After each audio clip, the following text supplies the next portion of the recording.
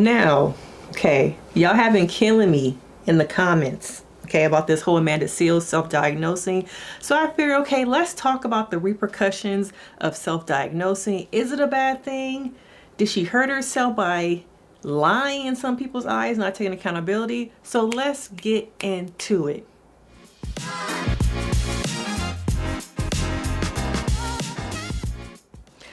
If you are new here, I am Denise, Brady. I'm a licensed marriage and family therapist, and I see a lot of clients who are on the spectrum, who do not know they're on the spectrum.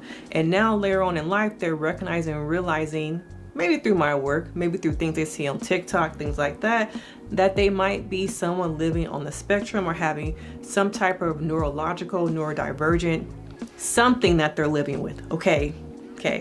Now, there is one side of the table where people feel like self-diagnosing is trash. It's terrible. You should not do it. And then there's other people on the other side of it that's like, okay, I finally know what this thing is that's been affecting me. I finally figured it out through Google, through TikTok, through seeing and living examples of people living with this. It makes sense to me now, okay? Now, Amanda Seales is someone who, in a lot of people's eyes, is problematic, a professional victim, I've heard, doesn't take accountability, is now just using this label to make excuses for the way she acts. And depending on what you think about Amanda, you're going to fall into one of those categories, okay? Either you think she's like a great person or you think she's terrible. In the society that we live in, it's very black or white. There's not a lot of gray that exists in the year 2024 anymore. I'm going to tell you that right now, okay? Now, me as a therapist looking at it, I see how someone who self-diagnoses themselves can benefit from self-diagnosing. And I often ask this question in my comments on that video, that Amanda Seales video. What is the difference between self-diagnosing yourself with autism and self-diagnosing yourself with depression? And I have still not got an answer, okay? Do I think it's problematic that she got on a platform and self-diagnosed in front of millions upon millions of people? In some eyes, it is problematic. I'm not gonna cap. It can be problematic because it makes it look like at times someone can just go on the internet and look up some symptoms, check, and say, oh, that is me. That makes sense. But on the other side of it, I do see how someone who's been living with something and trying to figure out what is wrong with me. Someone who's like, why is it that I'm struggling with friendships? Why is it that I've always been struggling to communicate? What is wrong with me? There are a lot of people who are trying to figure it out. And with the use of different tools on the internet have discovered, oh, this is it. This makes sense. And the benefits to me of self-diagnosing is that now you have maybe the tools, the insights, you can learn how to cope and deal with whatever it is that you are living with, okay? Now, okay, some people on the internet are gonna come for me and say like, nope. What kind of therapist is saying that it's okay to self-diagnose? I think sometimes it benefits people to have something that makes sense. So many people come to me and they're like, I want the answer. Figure me out. Fix me. What is going on with me? And there are some people who need something to attach to make sense. And there are other people who are like, oh, I just want to figure it out just so I can know. Okay, you have different types of people. What I think she should have done is go on that show and say that I have been realizing and connecting the dots that I might be someone living with autism. Okay, and that I have chosen not to seek out a professional opinion because I don't want to pay for it. Okay, but either way, I feel like people would account for her because they don't like her. The thing is, people don't like Amanda. Okay, they feel like she's a professional victim. She blames everybody else. Once you have this kind of like arc, viewpoint, these tropes that people don't like about you, no matter what you say, they're going to come for you. Okay, people on the internet always got time all day to be behind them keyboards and, you know, talking mess that they wouldn't say to you in real life. Okay, but when it comes to self-diagnosing, I do think it could be beneficial. Depression. So you guys really think that someone should only go to a therapist to figure out if they're depressed? You know how hard it is to find a therapist nowadays, how much it costs, how many don't take insurance, how many have wait lists, how many charge like $300 an hour for a session. You know, access is very limited, and we're not talking about that. We're focusing so much on self-diagnosing and Amanda Seals, but not how the actual medical system in not California, in the US very much is not helping people, whether that's maternal Black health, whether that's trying to see a doctor.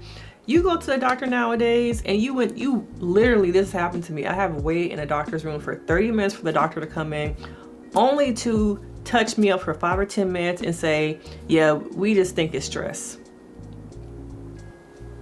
I waited in that room for how many minutes? I drove here. I made the appointment only for me to waste my time. And you tell me the things I'm dealing with is stress. Okay. I could have saved my time and went on Google and saw that it was stress. Okay. So many times the American health system has shown us we don't care about you. But yet people in the comments are saying, you need to put your trust into a professional. Not only that, sometimes these professionals don't care. There are good therapists out there. There are bad therapists out there. There are good doctors and there are bad doctors. Okay. How many people can say that they have gone to a doctor recently and really felt like the doctor, psychiatrist, nurse was really focused on them, making time for them and not just trying to scoot them out the door so that they can see the next 20 people waiting in line?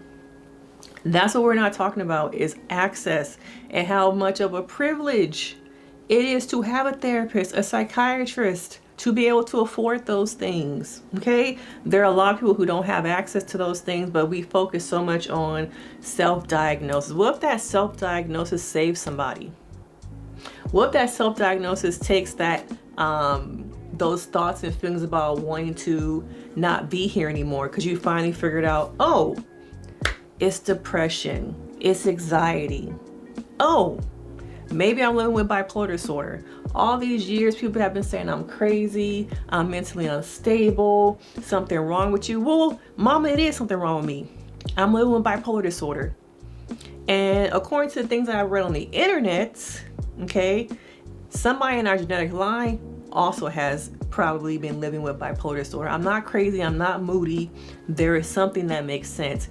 And because now I know that I'm living with bipolar disorder, I can have a better life. But because we are so focused on the things about Amanda and this slip up of what she said, it was a mistake, because now people are just like, oh, we got something. Okay, we can get her with, we can get it.